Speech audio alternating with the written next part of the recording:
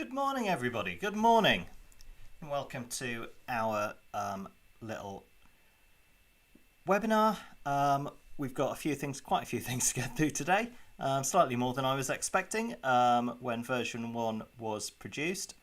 We're going to be concentrating on the biggest changes, but I'll go through a bit of the stuff we discussed a couple of weeks ago again, just to kind of pick up any little clarifications, but it should be pretty straightforward. Let's get the slideshow up.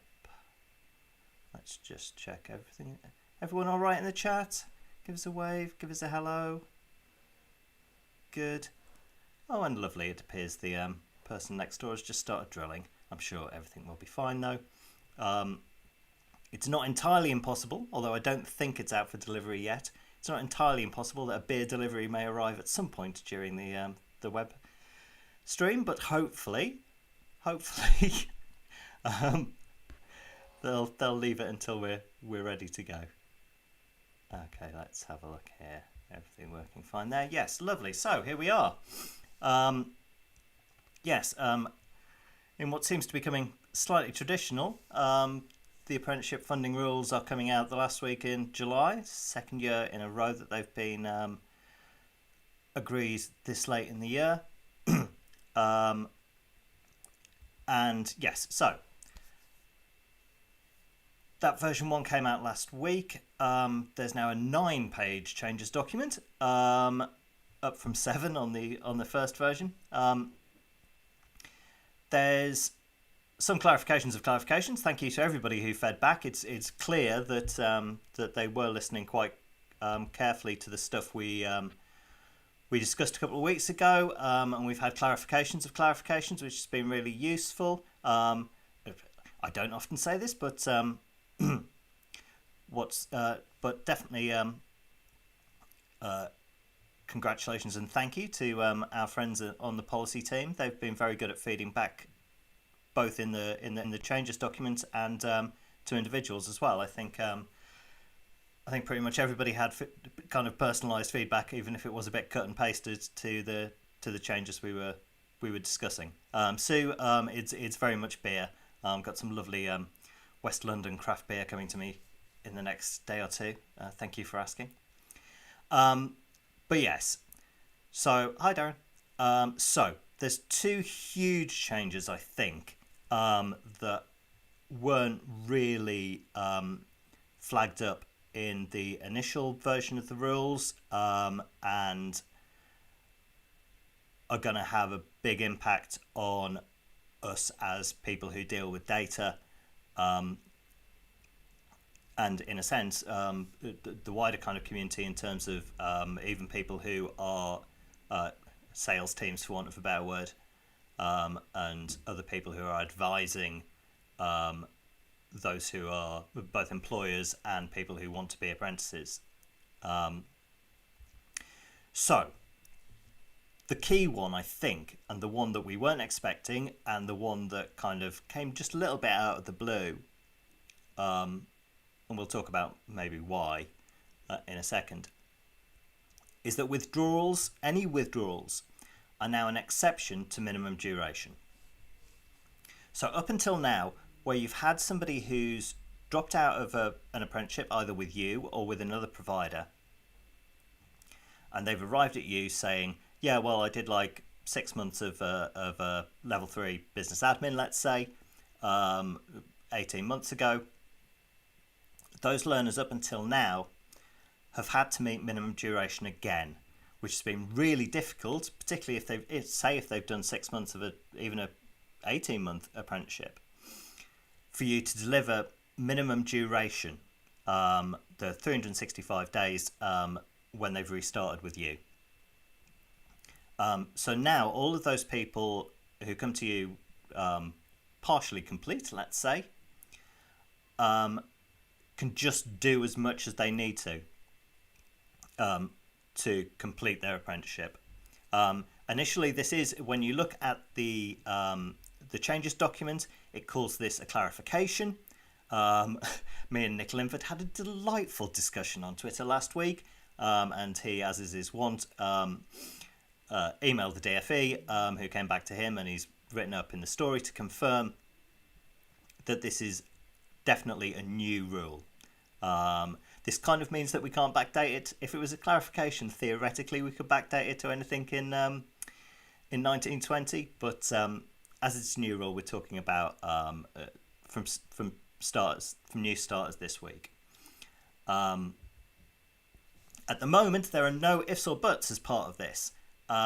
Anybody who, as I say, anybody who rocks up and says, I've done a bit of an apprenticeship somewhere else, regardless of the reason why that apprenticeship has stopped. So traditionally we've done this for learners who've been made redundant, but with this change in the rules, we're talking about people who have left employers for any given reason, it seems, or not left employers but just stopped doing their apprenticeship.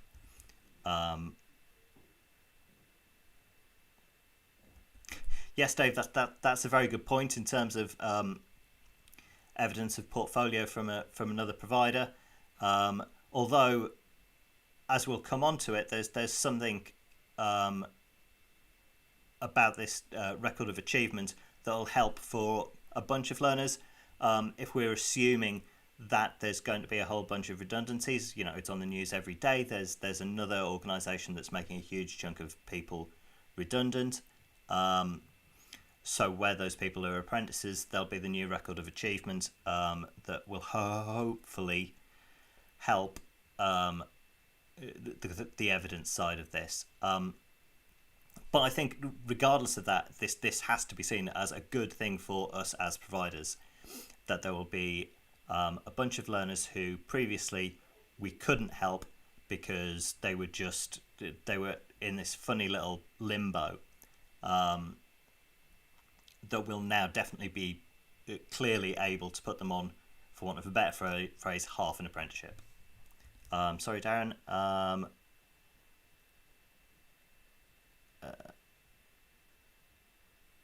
Okay, yeah. I mean, I think it's going to be, we'll have to see. If we've got people who are coming to us who stopped somewhere else 18 months ago, then obviously there'll be more work to do there. But one would hope that providers, on the basis that they're setting up systems to deal with redundant learners having a record of achievement, that maybe they might do it for everybody? ? Depends how community minded you're feeling, I think. So there's nothing specific about how we record these learners, but I think we have to assume that we'll have to flag them as restarts.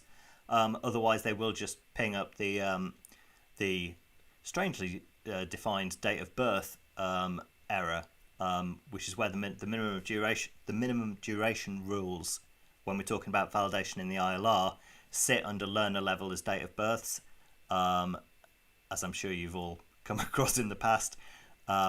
So I think we have to assume we'll record these as restarts, and no doubt this will be made clear soon, hopefully. If not in the rules, then in the provider support manual. So that's the big one. That's the big change that we weren't expecting. This is the one that's, for want of a better phrase, come out of the blue. Although, having said that, it's certainly something that's been lobbied for quite hard for the last couple of years.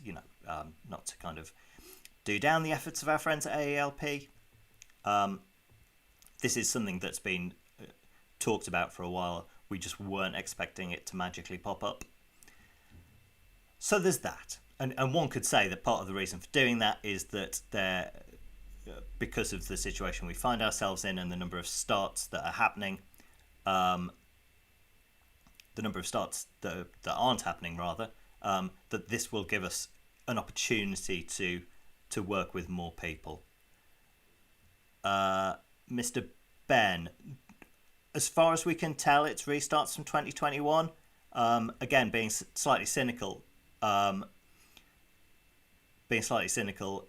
not going to help starts if it's only people who have their first half in this year. There's nothing in the rules to say it's only for people whose original start is in 2021. In which case, and if that was the case, it would be there. So we have to assume that. And in Nick's question to DFE, he expressly said, if this was somebody who withdrew 6 months ago, and they said yes, this is these people can come back on. So that's we have to say that's the thing at this point. So the second big change, and this was kind of semi flagged up in the clarification version, but I don't think we were expecting it to end up like this. So any change of employer, and there's the paragraph number for you. It's hidden away a little bit towards the end. But all changes of employer, regardless of effectively, regardless of the gap in employment. If that gap of employment's up to the 30 days, need to be recorded as a transfer. Now, those of us who've been around for many years, many years in some cases, this isn't what a transfer means. A transfer is moving from a course to a different course. My example is always the apprentice who starts off doing plumbing and then changes after 3 months to being a hairdresser. But now we are changing the definition of transfer, much in the same way we changed the definition of completion last year. So anytime somebody changes employer, and this is going to include TUPEs. I've worked with a couple of providers, particularly in the health service, where learners' employer is changing 2-3 times across the 12-18 months of their apprenticeship, even though their job isn't changing and the place they work isn't changing. Nothing else is changing, but their employer has been bought out by somebody else, or there's a change in the structure. And those TUPEd employees as well will have to be done like this. So this means we need to do it as we would any other old style transfer, and they'll need whole new ZProg records and component aim records that effectively, with the exception of the start date, match the information we've already recorded about these learners. Obviously, where you're changing employer anyway, you would have a new commitment statement and a new residual price. So those residual price records go in with the TMP3s and TMP4s, and it does clearly state, because I being me, I fired up the learner entry tool. I thought, I wonder how many errors will come out. And the only one that seems to be a particular issue was minimum duration again. But then when I look back through the new rules a bit further down, in 325.2, it says that you need the restart flag, which means it doesn't hit the rule for minimum duration. So that's clear in the rules. May have pointed this out to somebody at ESFA yesterday, and they may have been slightly surprised that this was in the rules. Somebody involved in the data side of things, but let's not gossip. We're not here to gossip, are we? No. So yes, anytime somebody changes employer, as well as the new employment record, which is what we've always done, we need to put a new set of on-program records in as well. The interesting thing to note here as well is on that new employment start date, I think that employment start date will have to be the day before the new program records, in the same way that when we initially start somebody, the date employment started field has to be at least the day before they start the program. So again, with these records, because we're adding new program records, I think to make the ILR work, whatever it says on the paperwork, to make the ILR work, the start date the employment date will have to be the day before the start date. Certainly, when I put it through LET and on the admittedly the 1920 validation rules, although there's no new validation rules for this yet, that was the case. So just beware of that one. It's a fun little one. So those are our two big changes. Those are the two big things we didn't know last week that we know now. Apologies for those of you who were on the stream last week. There may be a little bit of repetition here, but I think it makes sense to put all this together in one thing, particularly where there's been a couple of further clarifications. So our new actual hours field, and remember the actual hours field has to be returned for anybody with a planned hours value in. So anybody who started or restarted in 1920 will have that planned hours value against their program aim. So when those learners start to complete, which will be soon, I guess, theoretically anyway, we need to complete the actual hours, which is the number of hours you can evidence, which should, in the magical world in which ESFA lives, that should be the same number. However, they've made it clear in the rules here in 58.1.3 that we don't need it for withdrawals or breaks. So where you've got learners who are withdrawing after X amount of time on program, we don't need to fill in the number of actual hours they've done. And anybody who goes on a break, that the value doesn't need to be filled in there.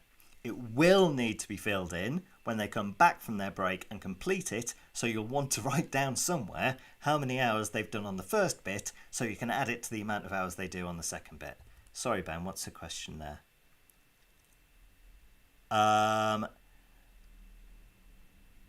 Yes, in terms of a new employment agreement and commitment statement, because they're with a new employer, then kind of by definition we'll need a new commitment statement and stuff. We'll get onto some situations where we're starting to talk about what's the word they use? Meaningful levels of change on some of the later things, but this is quite clearly a big meaningful change. So yeah. New employment agreement, new commitment statements, where they're changing employer. So yes, as I was saying, the break in learning will need the actual hours number at the end.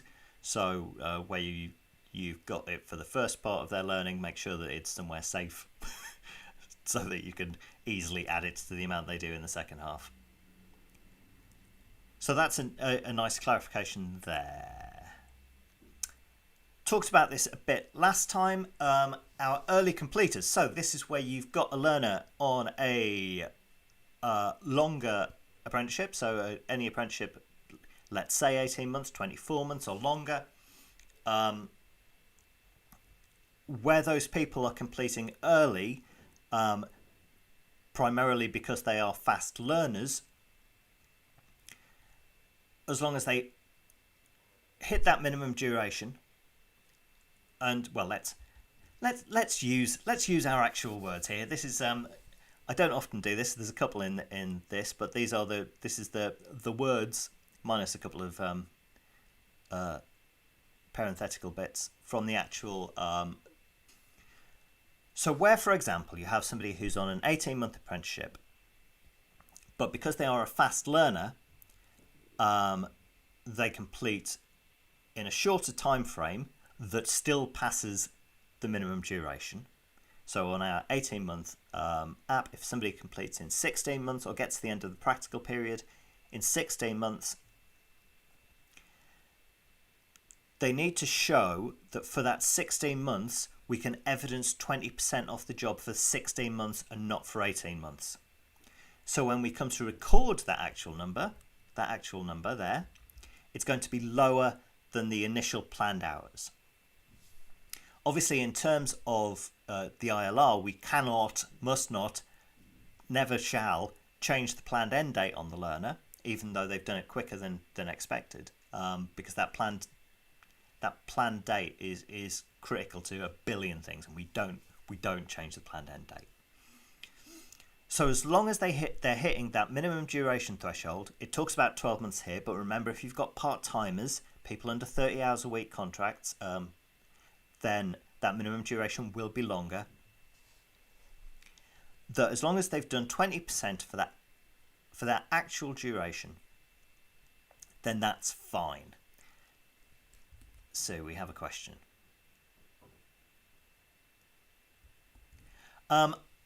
So in terms of negotiated price, no, there's nothing that I've seen that talks about renegotiating that TMP for people completing early.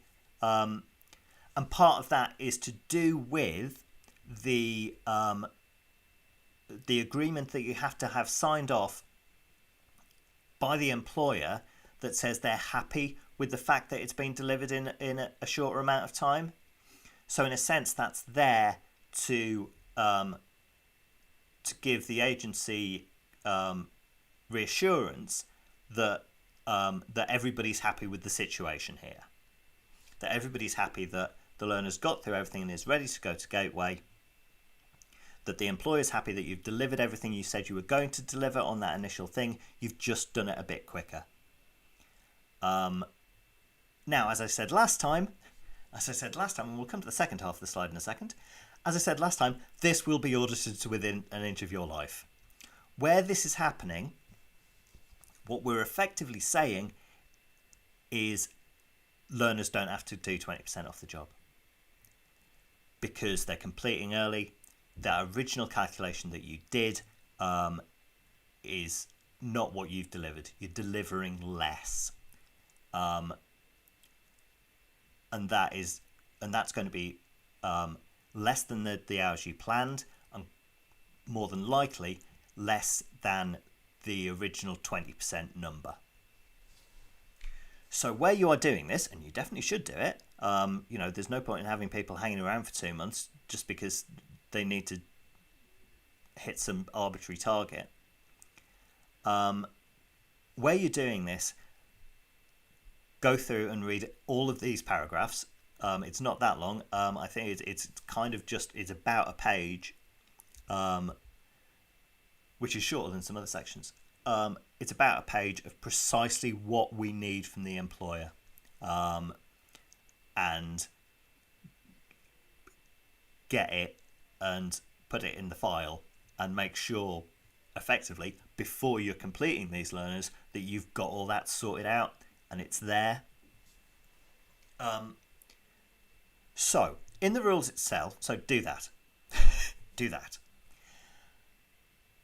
So in the rules itself, the way it's kind of described is that any changes to, again with longer ones,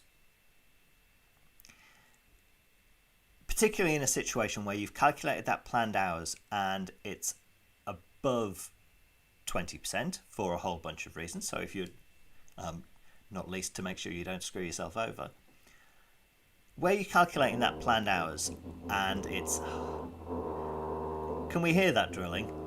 That's not too loud, is it? Can I have a bit of chat to say that that's okay? Oh, now it's stopped again.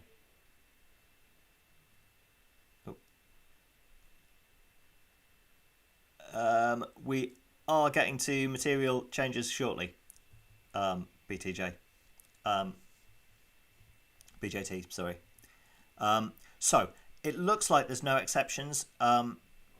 However, literally half an hour ago, so I didn't have time to update the slides.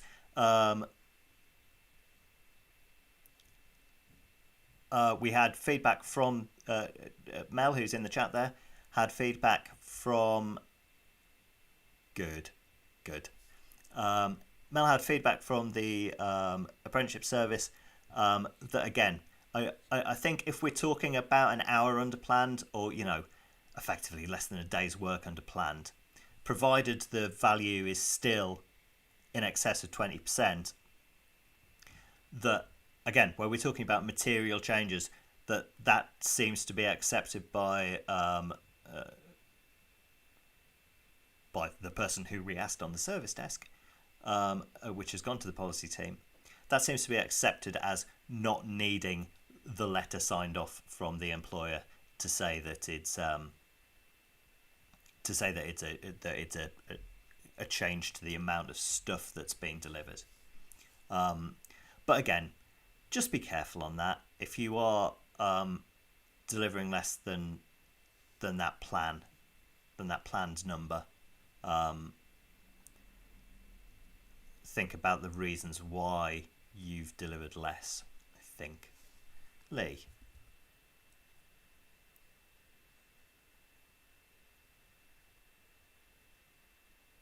Yeah, I think that's the thing. That if that summary statement is a few hours short, as long as that number of hours is definitely clearly over the 20%, I think we'll be all right. I think we'll be all right. I suspect there will be much further discussion about this, but that seems to be where we are right now. Ruth, yes. In terms of that, maybe it is in our interests to record minimum OTJ. You know, we can argue about gaming the system and whether that's a good thing or a bad thing. There's always stuff to game. That's just kind of the way of the world, I think. So let's move on from that. Apprenticeship bonuses, we've talked again. I'm not sure we had it 100% definitely confirmed. But those employers who are getting the apprenticeship bonus absolutely must be going through the apprenticeship service in order to get those bonuses announced by the Chancellor a couple of weeks back.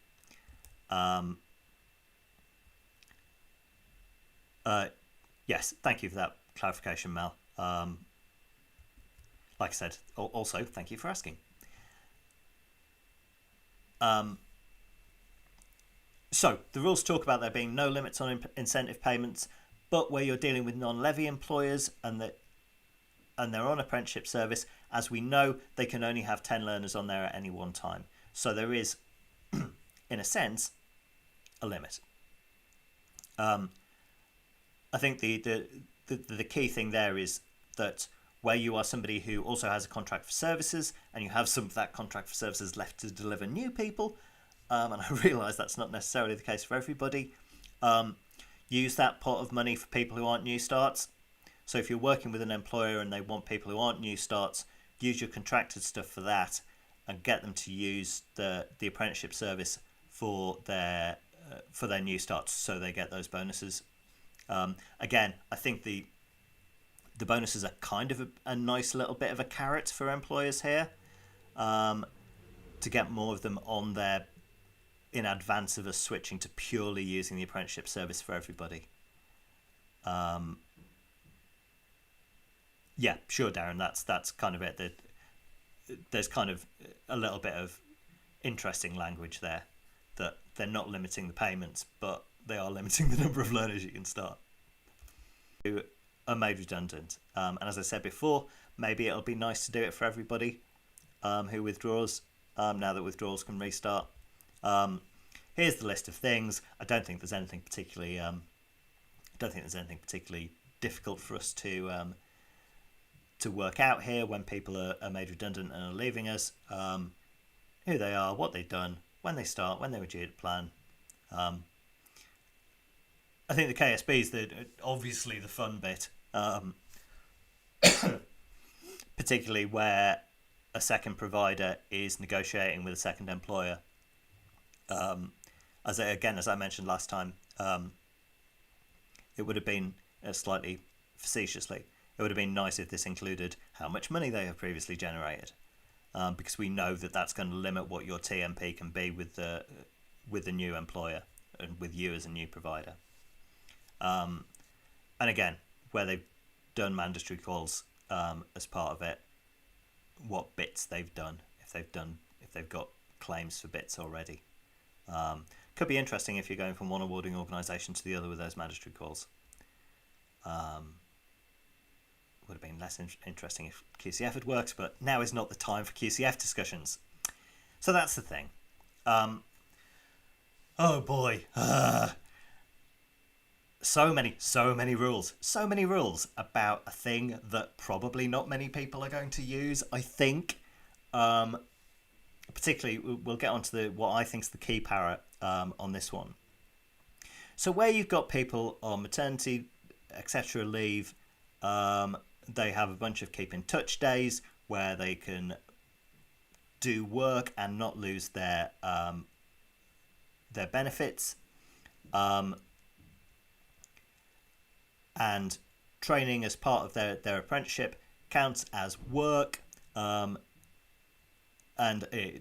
what I haven't got on the slides here, but what is mentioned is that even if they come and do an hour of work, that counts as a whole kit day, and they only get 10 of them. So we need to be careful.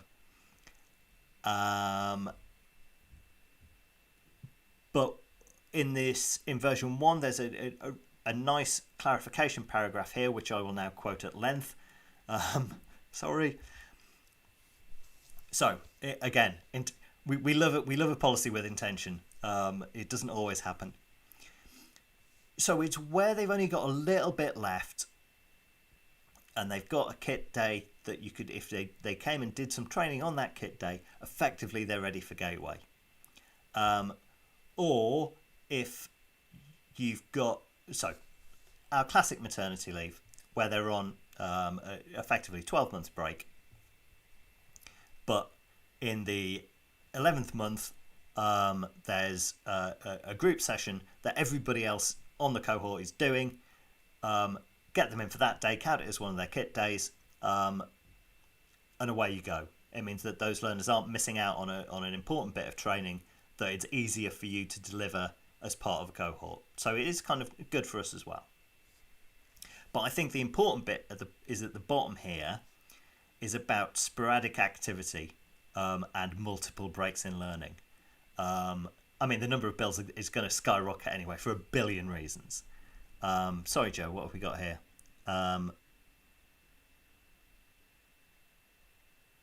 Yeah, you know, I think we've got to be careful here that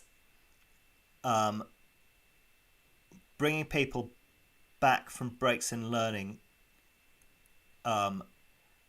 is going to start up the OTJ calculation again. Is going to again, if they're coming in doing a thing and then going away again, then again what we're not going to avoid is multiple breaks in learning. So, and again, from an apprentice's point of view, they may want to continue training during maternity leave, but we've got to be careful because they won't be able to. If they're live, then they have to generate OTJ hours. So if they're live for a month, but they're only training and not being able for a short period of time, and then not able to keep up the other OTJ stuff because they're not in the office or not office because they're not in the workplace, then I think we have to be pretty careful about using these. I think,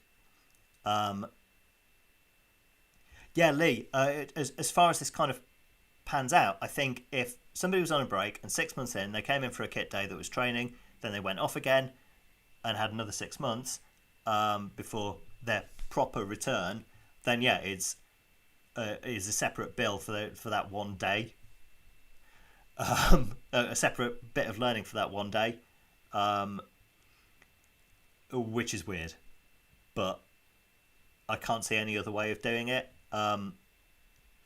Again, we've been talking about this in terms of somebody coming in for a week of training. That would be great, but it does seem that if we want to count it as training, that that it could literally be a day, which is a bit weird, but there we are.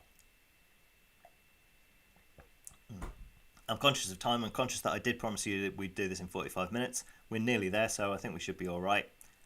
Give us some time for anything wider at the end, but keep on using the chat box there. Changes. Here's the material impact. Here's where material impact kind of comes into its own. In the clarification version, they'd taken out the stuff about part-time working that was just a sentence, but now there's a whole page and a half about it. And I think it's really sensible. I think it's proportionate for once. Imagine proportionality. And we've got this lovely new phrase, material impact. So where you've got a change in working hours, we need to think about whether we need a new commitment statement and a new agreement, or rather an appendix, an update to the commitment statement. All commitment statements are one commitment statement per learner, even if there's 78 bits of paper or just 5 bits of paper. It's all the commitment statement. So where we're talking, let's say, for example, right now, if we had just somebody who is going down to 20 hours a week from 37 hours a week, but it was only for the period of a month, this is unlikely to have a material impact on the overall course of the apprenticeship. They're still going to be above 30 hours, so there's nothing there about minimum duration. They're still, on average, going to be over 30 hours. We probably wouldn't, if we're only talking about a month, look at the amount of OTJ we're going to deliver. It's, even though one could argue it's not going to be worth the hassle. BJT. Yes. So we're talking about material changes and material impact.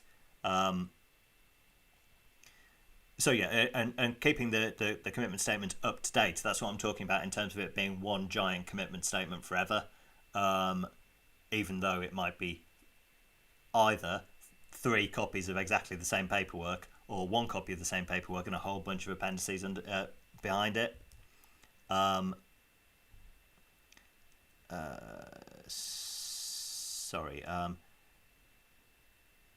If the portfolio is 70 and you remove 1 or add 2 during their program, is this a material change? I don't think so. If we're looking at kind of that level, I think if you were talking about, say, a 6-module course and you were taking a whole module out, then yes. Or you would, where you're changing that module, borderline. If that module is going to involve entirely different mode of delivery, then yeah, probably. But if it's just, well, I was talking about this with a client who does a bunch of computer stuff, to put it to be technical, computer stuff, and they were saying that the modules they deliver change quite frequently in terms of what the most up-to-date thing is. But those learners are effectively still learning in the same way, the same amount of time. It's just slightly different content. So I don't think about where we're just changing content and nothing else. I don't think it's important. I think where we're changing type of delivery and amount of delivery, that's where we cross the line into materiality. Again, a bunch of this is how long's a piece of string. To get back to changes in working hours, if somebody's going part-time for a month or 2, probably not going to be material. If somebody halfway through their apprenticeship is literally going part-time, then that's clearly a material impact, and we're going to have to replan out how we're going to deliver this, the rest of the stuff they've got to do. And almost certainly over a longer time period than initially planned. So on the commitment statement, we'll be looking to change that date for gateway, although obviously we would not change the planned end date in the ILR. We do not change the planned end date in the ILR. Have I said that enough yet? Yes, good. So again, I think this is really useful. I think it gives us a clear steer on us as professionals and in working with employers to know when something's properly material, that something that's going to have a definite impact on how the apprentice learns and how the apprentice completes their apprenticeship is going to be material impact. Yeah, I think I'm happy with that. Oh, was that it? Oh gosh, how exciting! Maybe I've come in a bit quick. Chat, tell me if there's anything I've forgotten. Chat, tell me if there's anything that we haven't discussed yet that you are expecting me to. Pause while he waits for the chat to catch up. Let's put the any questions slide up. Apologies for those of you watching this on delay. It's the nature of the beast. What have we got, Michael? Does the commitment statement need to be updated immediately after the change? I mean, kind of yes. I mean, in terms of the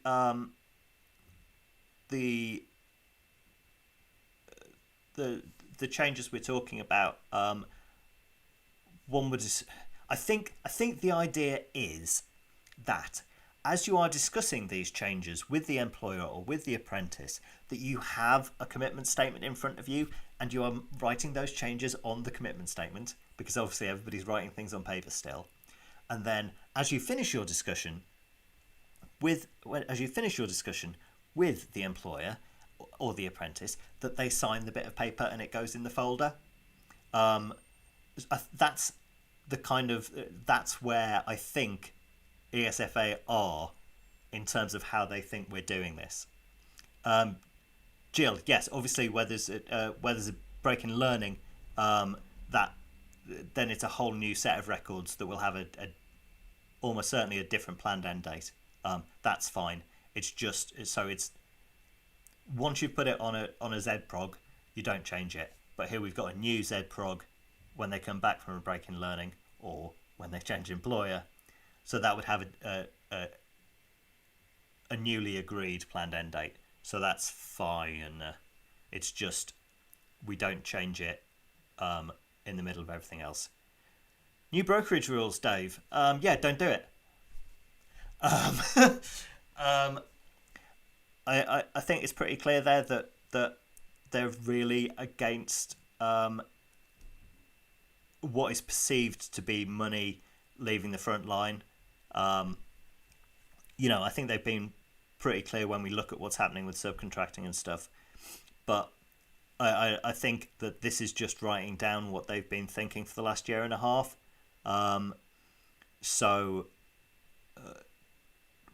What they're not expecting you to use any form of brokerage where effectively it's a third party finding you people. I think it's still within the spirit where if you're working with a subcontractor and that subcontractor is going to do some actual delivery and they happen to have apprentices and a relationship with an employer, although obviously once it's all agreed, you are the prime and you have the relationship with the employer. But I don't think leads from somebody who you are only paying because they are delivering part of the program is okay. Whereas paying somebody who is not delivering nothing,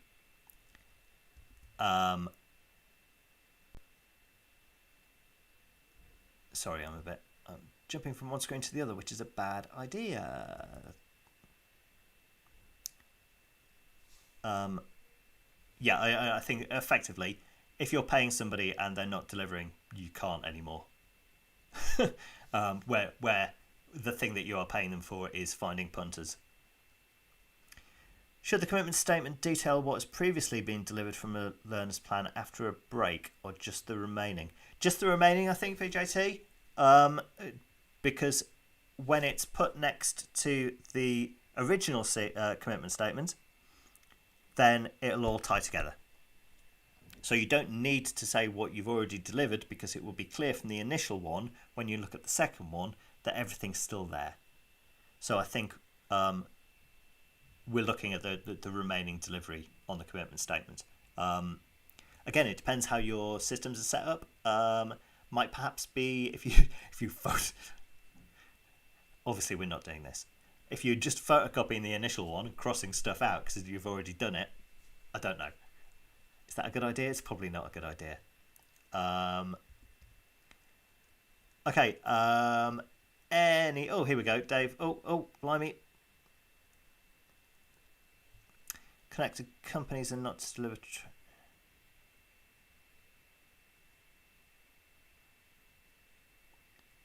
Connected companies to the sending employer are not able to deliver training to the transfer funded.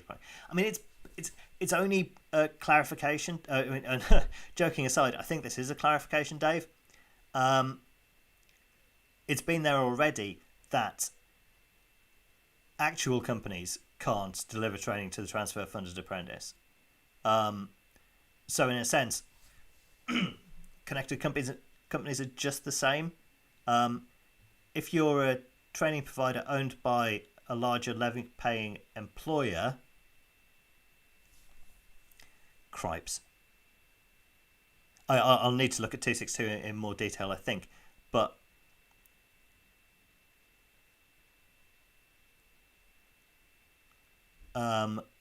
it kind of makes sense. It's just a kind of the connected company is effectively the same company. So why would it be allowed when the same company bit wasn't allowed? This doesn't feel like a bad thing when we look through. Well, it doesn't seem out of character with the rest of the rules. Let's put it that way. And again, one could argue that you're just kind of feathering your own nest, aren't you? That doing something like that is, well, hey, here's a loophole. Let's do a loophole. And what we know is that, and my all-time mantra, if it sounds like a fiddle, don't do it.